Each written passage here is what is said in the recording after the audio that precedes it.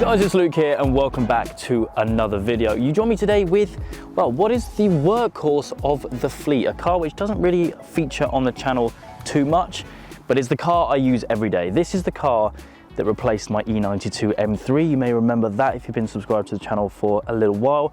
I've owned this car now for about 5 months. I use it every day, as I said, and it's maybe at face value quite a boring everyday car, but I absolutely love it. And I wanted to, I suppose, bring a bit of an update video to the channel about the car because it doesn't feature that much on the channel, but also just to go through just why I love it, because it's just such a good A to B, go anywhere car, really.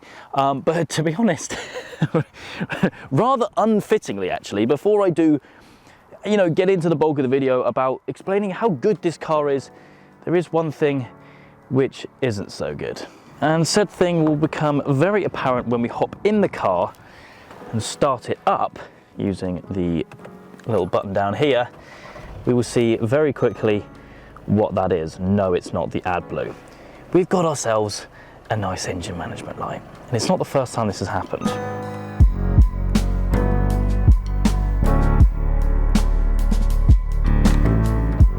It does, however, lead me on very nicely to the sponsor of today's video, which is Carly. Now, Carly is a super portable little OBD reader. They also offer a ton of other things as well, which we'll go into. However, having an OBD reader in your car wherever you go is super important for exactly this reason.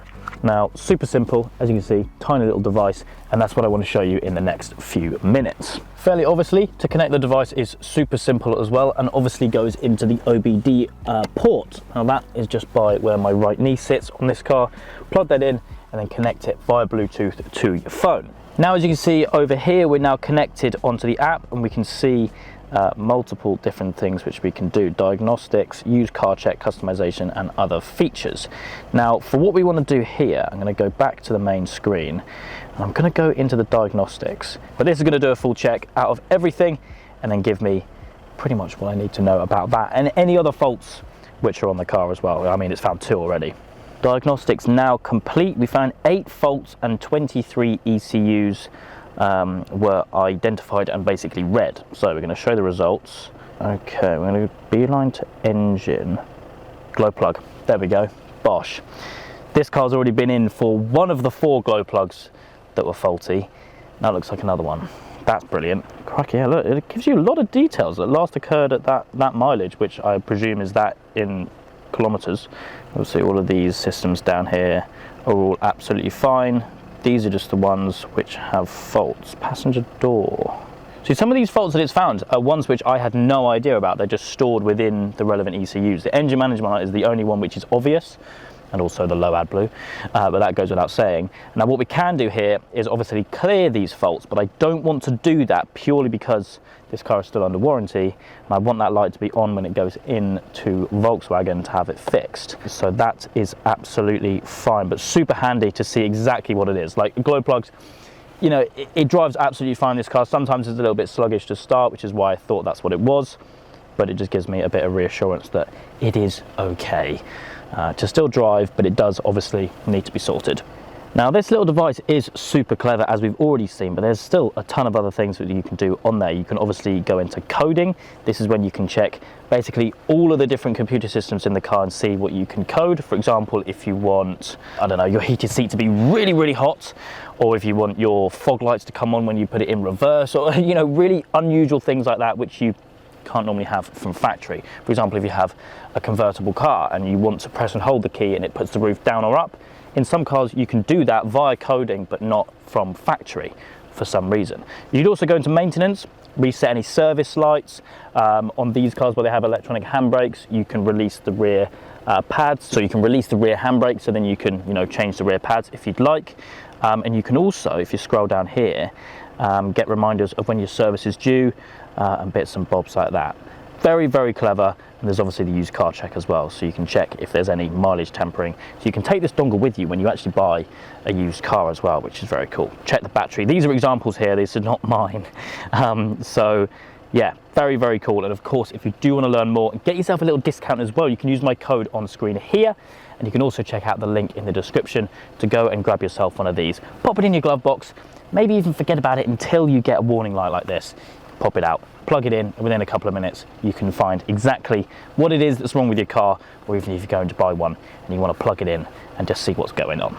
So yeah, unfortunately, that has happened before. But as I mentioned, this car is under warranty. I bought this car from a VW main dealer, so I actually have 2 years warranty included in it, which basically means anything like this is completely free, which is good. Obviously, that is subject to the car being standard and, you know, all the relevant warranty clauses and bits and bobs. It has happened once before. So on this car, obviously being a diesel, it has glow plugs. There's 4 of them, it's my understanding. One of them has already been faulty. Now another one has been faulty. So I might actually speak to VW and say, look, can you just replace all of them?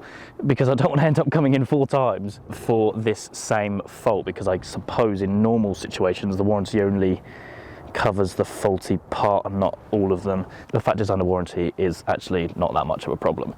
But aside from that, this car has been brilliant. Now, I bought this car on 32,000 miles. Now, this car is now on, well, you've probably already seen in the video, I think 40,527.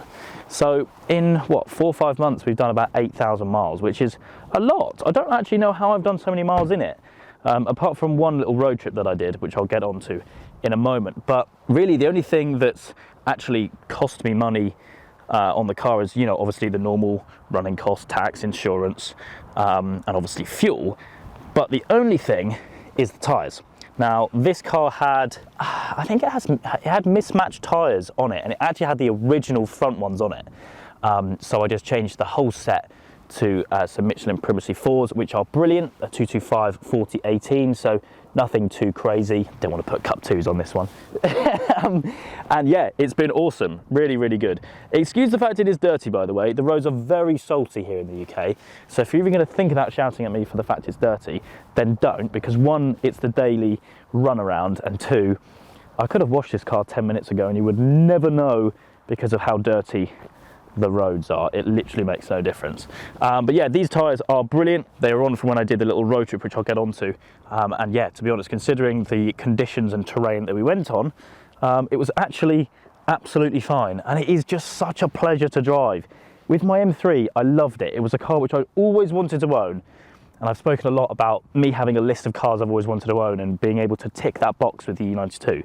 That I definitely did. I did 30,000 miles in just under 2 years in that car. Really emptied my pockets though, and do you know how refreshing it is to go from that to this? A car which I can get into, don't really need to worry about the oil temperatures or anything like that, or, you know, any icy roads or nothing like that. It's just an A to B car, and yes, I love my fast modified cars. I really, really enjoy this, to just go under the radar, get where I need to go in comfort, without, well, I say without any warning lights, generally without any warning lights, or just big bills. And it's so good, it's so good. You can see why, I don't know, people that have got a fleet of supercars, they have a daily. I'm not saying it's a Golf, but it's just something which is still fun and nice to drive, but a really relaxing, easy car to drive. And that's why I can see myself keeping this car for, to be honest, a very long time, at least 2 years, because of the warranty that I got when I bought it. Yeah, it's a really, really good car. And I know that a lot of people watching me actually do have these or have had them in the past, some of which say that they are brilliant, some of which say that they have been a little bit troublesome. So I'm interested to see what that is like. But this is a positive video, minus what we've already spoken about. I love this car. It is so good. And to be honest, it's actually pretty nippy. 180 horsepower, I believe. There is a sport mode, but I've never actually used it. This car, if we hop in actually, close the door. Yeah, you can tell it's winter, low washer fluid. But over here you can see, literally eco.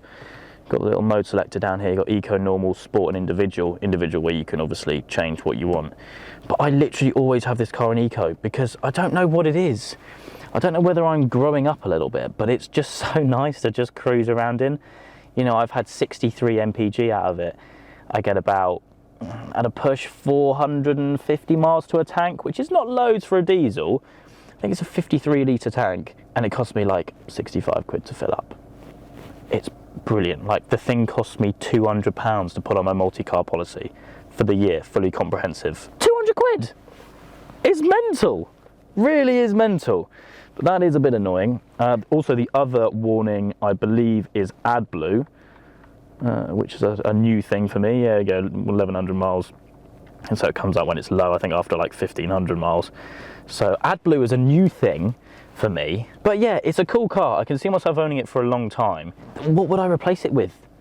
I mean, definitely not at the level where I've got like a fleet of supercars and my daily's like an RS6.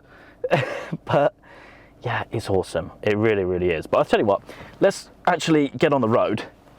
And I can tell you more about kind of what I've done with it, because it hasn't just been daily commuting. We have done some cool adventures with this car, and I want to do some more.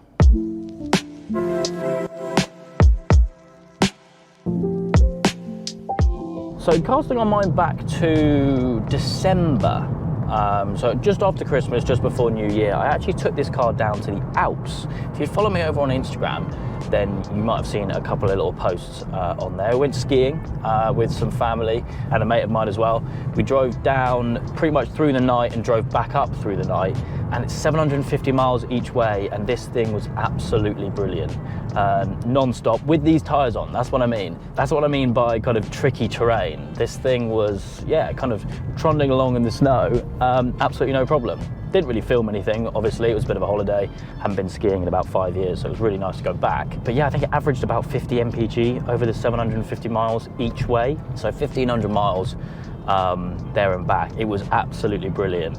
I think we did maybe like 4 tanks or something like that. I can't remember exactly, but it was just such a good car to just stick cruise control on, stick the music up, and to just drive.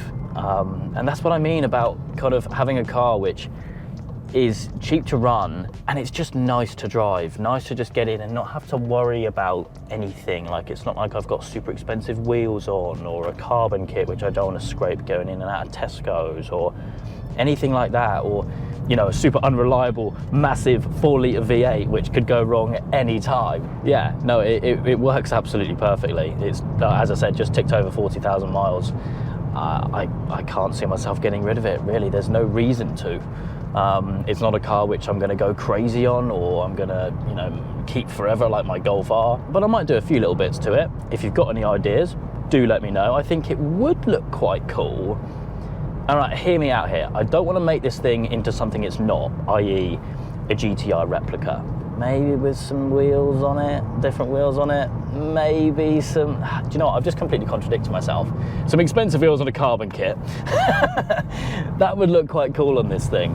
But yeah, maybe map it as well, somewhere down the line. If anyone actually has one of these and has any kind of insights of what's good to do on them, please do let me know in the comments.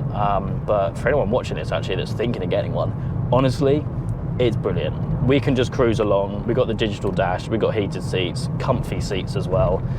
You can spec these up pretty highly. But yeah, that road trip was a lot of fun actually. Something I did off camera, obviously it was a holiday, but I thought, I don't really want to fly down, I want to drive, and why not? Let's take this. It did actually cross my mind to take the Golf R, which would have been funny, and I might do that this year, just because I want to see that thing in the snow. I think that looks so cool. But yeah, this thing was brilliant, absolutely brilliant. And to be honest, it kind of makes me want to do more long trips, because it's just such a nice car to just get in and drive. Any repair bills really for me, because I bought it from a main dealer, as I said, I've got warranty, even servicing. It's just cheap. It's just cheap, and it's just a car that you can just use and not worry. And after the M3, and partially my fault for using it so much, but after that experience with just having to fork out so much money with it, this is so refreshing. It really, really is. But I'm going to get this into Volkswagen, my local main dealer, and just get it sorted. In fact, you know what, let's put cruise control on. Let's really relax. Apple CarPlay, everything like that. Everything's just, you know, it's before that era where there's screens everywhere. And yes, I know these screens are big, but like the climate control, that's not like a touch sensitive screen, and the buttons on here, they're not haptic buttons where you've actually got to concentrate what you're pressing. Like, I could put cruise control on without even looking, because I can just feel the buttons and I know where everything is. But yeah, it's a good old bus. It really is. I don't need anything massive, to be honest, and it suits me perfectly. So it's not a car that features on the channel that much, but when it does, it's always nice. It's always nice, and I would like to do a few mods, as I said, so do let me know if there are any suggestions with what you want to see. I don't want to go overboard, because at the end of the day it is my daily and I want to keep it that way. I have actually seen a track spec one of these before. Someone out there has got a GTD which has got a cage and it's got aero and everything. That I would love to see. For me today though, I think that is going to wrap things up. Do remember though to go check out Carly. There's all the details in the description as I mentioned earlier, and you can get a nice discount as well using the code on screen now with the link in the description. So go check that out. But for me and the GTD today, that is it. I hope you guys have enjoyed. If you have, please do make sure you leave a like and make sure to subscribe for all the adventures still to come.